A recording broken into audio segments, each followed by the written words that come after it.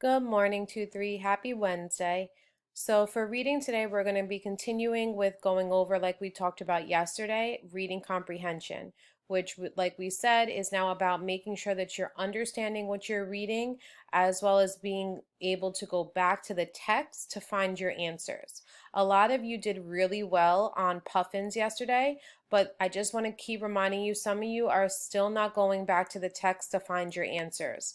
Remember, a lot of these, like we said, are right there questions. Right there questions are the easiest types of questions because they are right there in your text. You just need to go back and look and find them.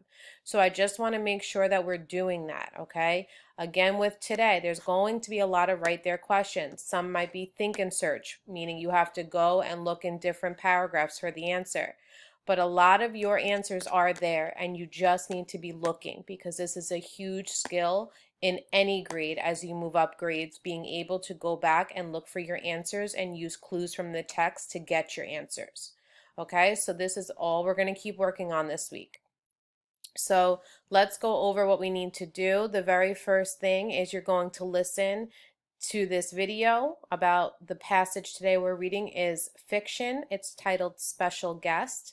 Then again, this is optional. You can record yourself reading a couple of sentences or a paragraph from Special Guest on Flipgrid. Again, optional, just for fun, for you to get your teaching reading voice on. I put the link right here as well as the how to record and submit a video on Flipgrid if you want to. I want to shout out Leslie, Jose, Tiago, and Anderson because they all made Flipgrids yesterday on puffins, and they did such an amazing job, and it was great to hear all you guys again reading out loud. And I'm really proud of you guys for doing that because I know that when we read out loud we get nervous. So thank you guys for being the first four to start it up, and then you guys can go see their videos. And hopefully today we'll have more of you that want to try your best to be reading out loud to each other, okay? Number 3, you're going to complete the questions on special guest. All right, so let's look at what we're doing today. So I'm going to read the passage to you titled Special Guest. My mom poked her head and asked if I could give her a hand before our guest arrived. I'll need you to vacuum, and if you could take out the garbage, she said before I could remind her I wasn't coming to the party. She wiggled her hands at me and sashayed out the door. The dumb party is not even for me, but I have to do all the work, I muttered, climbing down the stairs. I knew I should be happier with it being Christmas Eve, but I couldn't bring myself to even smile. It wasn't going to be a good Christmas, not without my brother, and he already told us he wasn't coming home. That's life in the service, he told me with a strained smile. I didn't know why he had to be in the army in the first place. He should have been home with us, especially at Christmas. The doorbell rang while I was vacuuming. My mother asked me to answer it. I grumbled all the way over and flung open the door with my best Scrooge face. Merry Christmas, buddy! Is there room for one more? I leaped into my brother's arms and started hollering for my mom and dad. I thought you couldn't make it this year. I wiped away the tears on my cheek. And Miss Mom's pumpkin pie? No way. Am I too late for the party? I grinned at him and jumped on his back. You're just in time. So that was the passage. Now I'm going to just read the questions that you need to answer. Again, a lot of these questions are in your text. You need to just be going back to your text. Number 1, why wouldn't the party be fun for the narrator? So just to kind of go over this again, we're saying narrator because we don't know the author's name. Okay, this was a first person, meaning that whoever wrote the story is in the story. So we don't know his name, okay? So that's why we're calling him the narrator. So why wouldn't the party be fun for the narrator?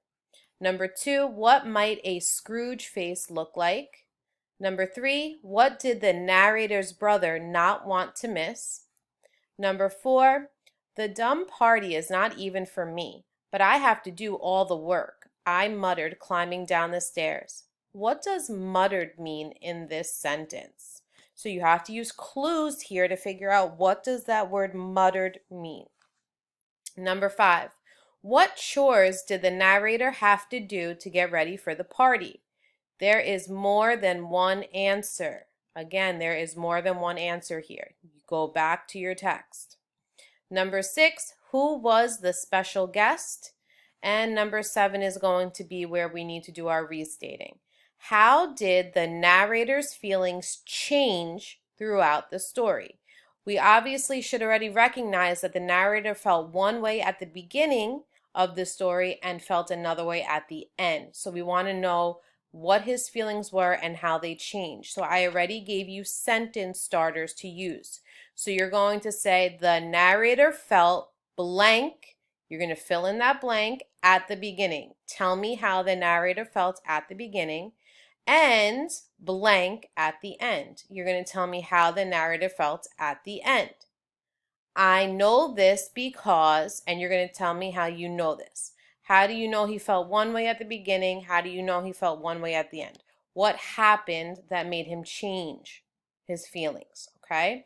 Again, use your sentence starters in order to get credit because they're right here for you. And again, go back to your text to figure out how the narrative felt at the beginning and how the narrative felt at the end, and then explain it to me. And that's all you're doing today for your reading. If you need help, you have any questions, you want me to look over your answers before you submit, let me know and I will help you. All right, guys, enjoy.